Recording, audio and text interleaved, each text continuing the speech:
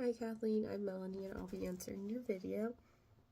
First of all, I just wanted to compliment you on how good you did. I really thought you were descriptive with the Ewing versus Goldstein case. You laid out all the supporting points and the arguments, and you let us know the religious beliefs of you as a counselor and how you would feel about the situation with the LGBT, and you also let us know about what the case was about, things like that, supporting points, and things that went on during the case that led to this to be a case in California. So you did an excellent job on that. I did this one too, so I know we talked about Goldstein as the therapist. He failed to warn about the son, and he should have taken legal action. He actually heard it from the client's father, not the client himself, that there was an intent to harm, and did not take action. Due to this, there was unfortunate consequences that resulted, and unfortunately at first they dismissed the case, but then it ended up being in favor of Goldstein at this point, but then it ended up being that they found Goldstein to have a liability as well as failing to warn, and now there is a duty to protect in California that is stated into law that says the therapist has to warn any sign of harm to the client and or others and take action right away as necessary to the case.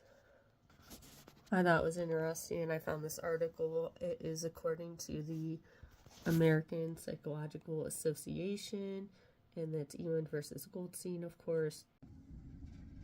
And the year is 2025.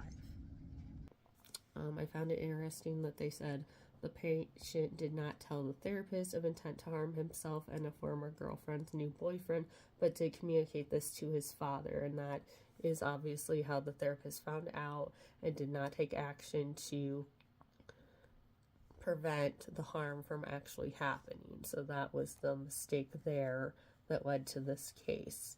So I just thought it was interesting here. They have a lot of stuff here. The APA's position.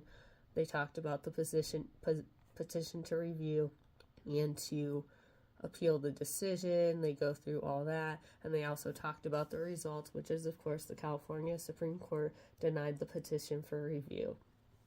So it is good, I think, in my opinion, that California now has a law duty to protect. It went from failure to warn, and this is the reason, and then now they have a law duty to protect.